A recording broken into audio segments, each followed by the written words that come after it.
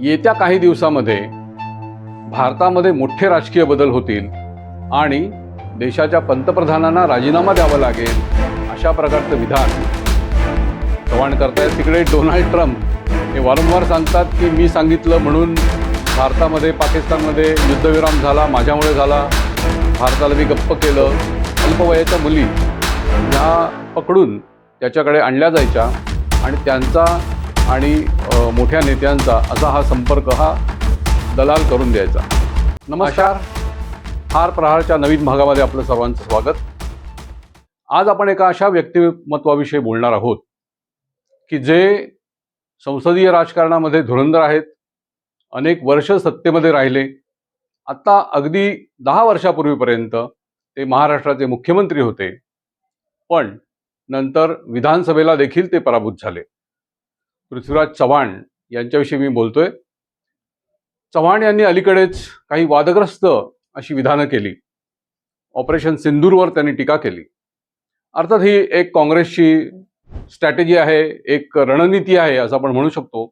कारण पहिल्या दिवशीपासून त्यांनी ऑपरेशन सिंदूरमध्ये भारताची काही विमानं पाडली गेली असा एक सूर लावलेला आहे, ज्याचं खंडन हे आंतरराष्ट्रीय स्तरावरचे एक्सपर्ट जे आहेत त्यांनी केलेलं आहे. अर्थात विमानाची क्षती झाली असेल किंवा नसेल हा भाग अलायदा, कदाचित झाली असेल, पण त्याच्यामुळे त्या ऑपरेशन सिंदूरचं महत्त्व कमी होत नाही. त्यात भारतानं जो विजय मिळवला, निर्णायक विजय मिळवला, याचं महत्त्व कमी होत नाही.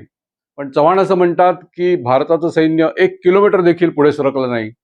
भारताच्या वैमानिकांनी पहिल्या दिवशी हाय खाल्ली आणि ते त्यांच्या तळावरनं उडू देखील शकले नाहीत. अशा प्रकारे आपला पराभव झाला असं ते म्हणतात.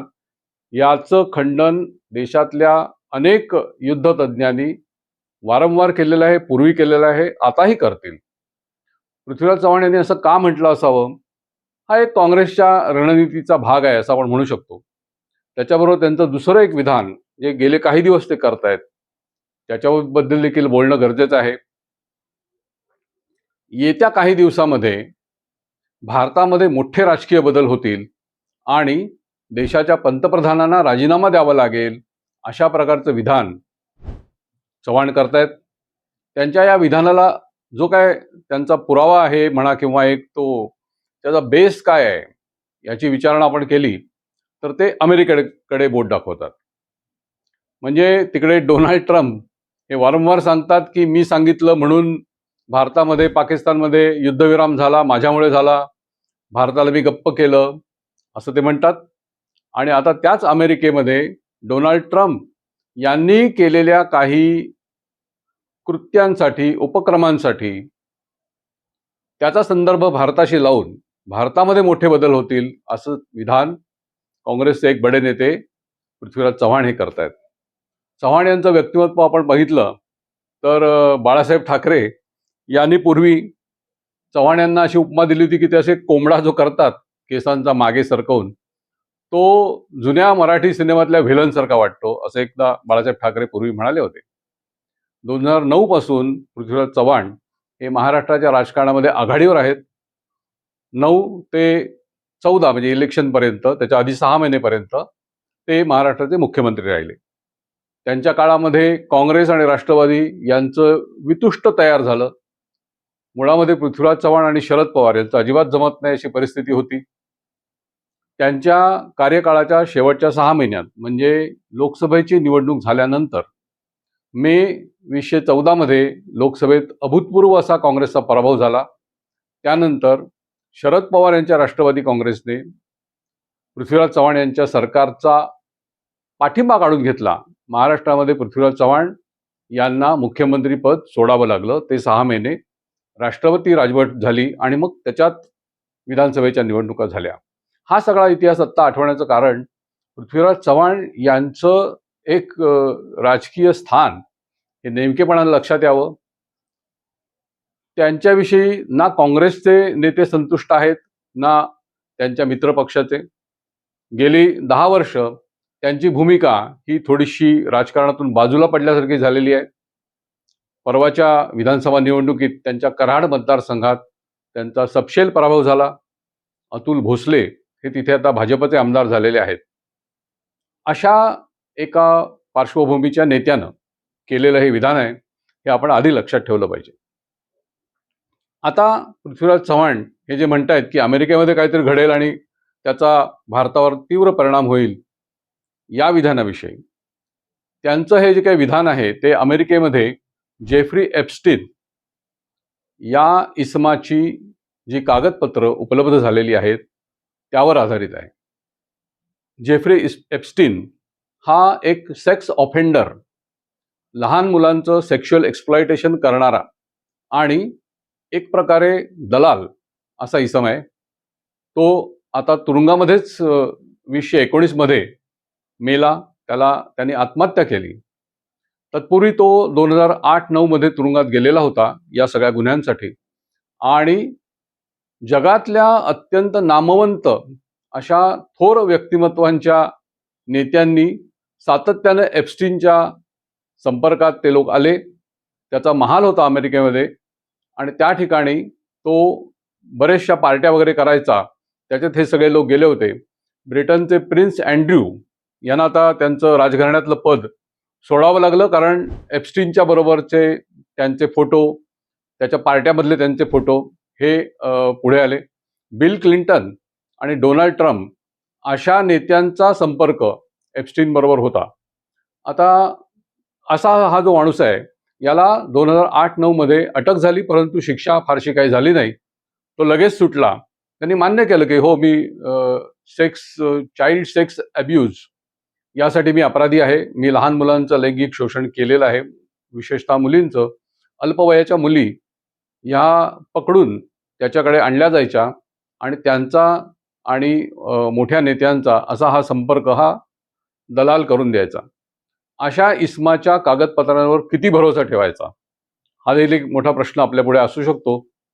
या एप्स्टीन याला 19 मध्ये पुन्हा अटक झाली, जेव्हा डोनाल्ड ट्रम्प यांची सत्ता संपलेली होती अमेरिकेमध्ये. ती अटक झाल्यानंतर तुरुंगातच त्याने 1 महिन्याभरामध्येच अमेरिकेच्या तुरुंगात गळफास घेतला आणि तो मेला.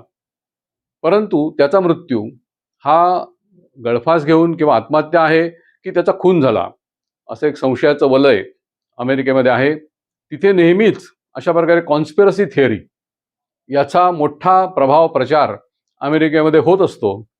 त्या चालीवरती एप्स्टीन बाबतीत काय झालं हा देखील एक प्रश्न आहे.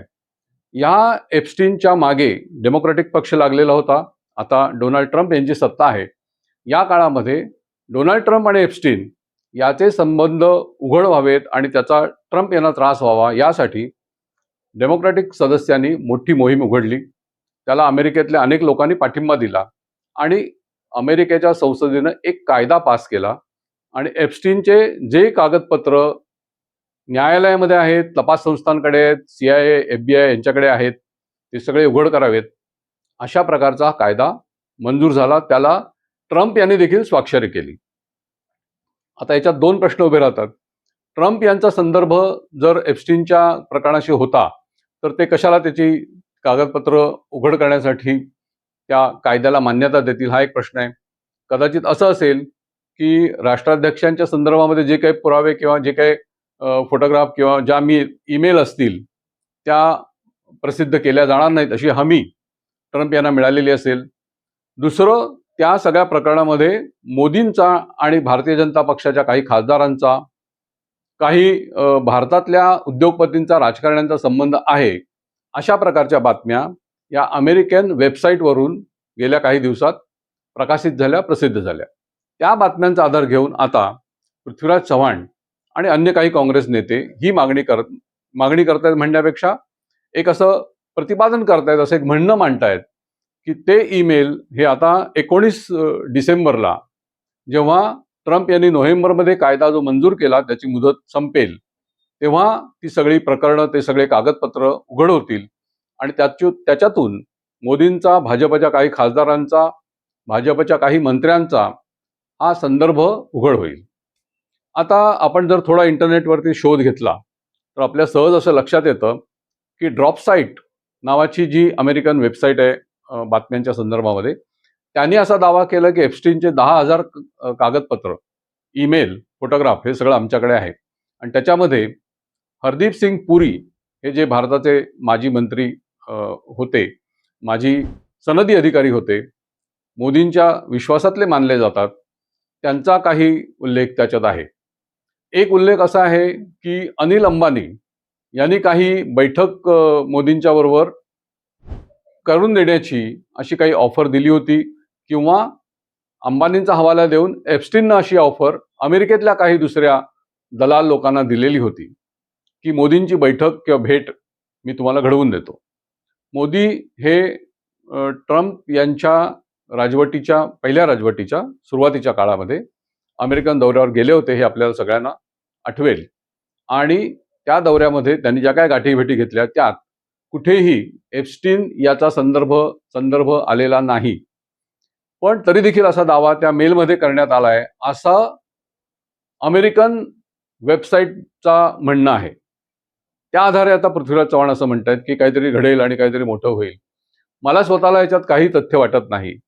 एप्स्टीन यांनी जे काही संदर्भ आतापर्यंत जे पुढे आलेले आहेत, त्यांनी एवढंच म्हटलं की मोदींची बैठक किंवा भेट मी तुम्हाला करून देतो असं त्यांनी कुठल्या दुसऱ्या दलालाला सांगितलं. परंतु ती भेट प्रत्यक्षात झाली किंवा नाही झाली याचा कुठेही संदर्भ नाही. किंवा स्वतः मोदींनी किंवा मोदींच्या कार्यालयानं असं कुठे मान्य केलेलं नाही की बाबा ही भेट आपण घडवूया, करूया.